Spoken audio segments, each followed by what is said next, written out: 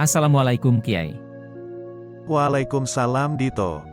Maaf Kiai, nasihat apa kali ini yang akan disampaikan? Baik, kali ini kita bahas tentang perang melawan hawa nafsu. Perang melawan hawa nafsu adalah perang seumur hayat kita.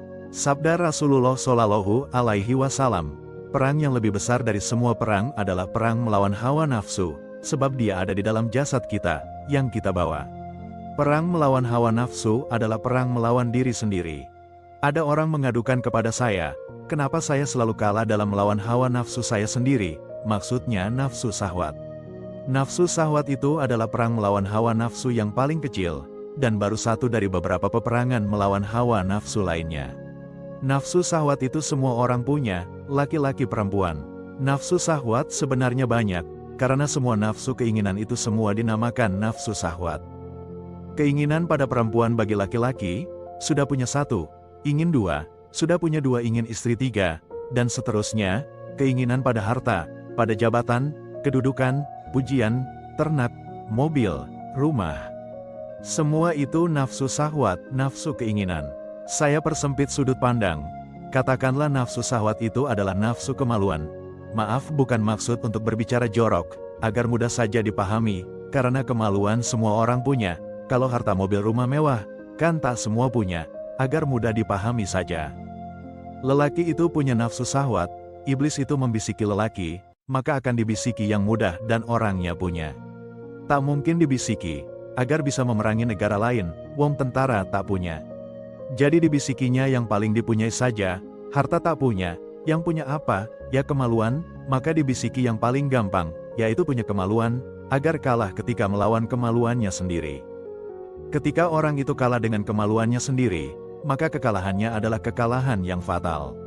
Semua lelaki pasti punya kemaluan, kalau kencing pernah pasti megangi kemaluannya, sebesar apa kemaluannya itu, apa sebesar kontainer, tiang listrik, pohon kelapa, kecil kan, tak ada orang yang kemaluannya lebih besar dari dirinya, atau kemaluannya 1000 banyaknya, sehingga mengeroyoknya, dikeroyok kemaluannya yang 1000, maka andai kalah ya wajar, lawang kemaluannya juga hanya sekecil itu.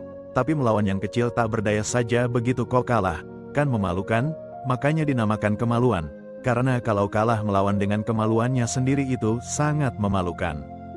Nanti di akhirat itu tak ada yang beralasan, berhujah di hadapan Allah. Orang yang beralasan, saya kalah dengan kemaluan saya sendiri, karena kemaluan saya banyak, ribuan, saya dikeroyok oleh kemaluan saya sendiri sehingga kalah KO. Pernah kan megang kemaluan sendiri? Setidaknya kalau kencingkan dipegangi, coba bercabang seperti pedang tajam, atau berbelalai 1000, kan tidak. Jadi itu sebenarnya musuh lelaki yang paling remeh, paling lemah. Umpama orang tinju di ring, melawan kemaluannya sendiri lalu di-KO oleh kemaluannya sendiri, betapa memalukannya manusia itu. Kamu itu tidak akan dibisiki oleh iblis, misal dibisiki disuruh melawan Presiden Jokowi, atau Presiden Rusia Putin, atau Israel. Karena iblis tahu kamu itu musuh kemaluannya saja sudah kalah, mau dibisiki melawan partai, partai juga gak punya, kamu hanya insan yang menyedihkan, dibisiki melawan kemaluan sendiri saja sudah KO. Balik-balik iblis hanya akan membisiki agar kamu kalah melawan kemaluanmu. Umpama orang itu rambe jaji, gak mutu sama sekali. Umpama orang tinju itu melawan bayi, bayi yang sangat kecil, tapi kamu kalah KO, kau sama bayi yang kencing saja harus kamu pegangi, kan menyedihkan. Banyak orang yang kalah, bahkan jenderal hebat di medan perang itu kalah ketika melawan kemaluannya sendiri, mau dipapas potong abis juga diri yang rugi, gak dipotong abis, diri di-KO sama kemaluan sendiri. Agar menang bagaimana? Ya dinikahkan, diberikan tempat yang halal, agar kemaluan yang cuma satu itu tak bisa meng-KO-mu.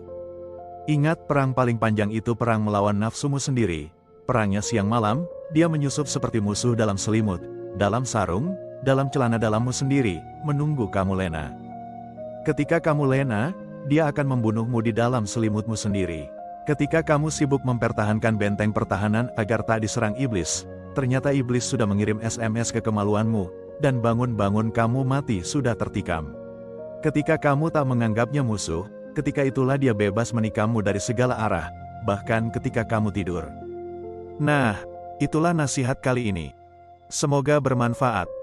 Wah, ternyata perang melawan hawa nafsu itu perang yang berlangsung terus-menerus, dan kita harus waspada dan tidak boleh lengah ya Kiai.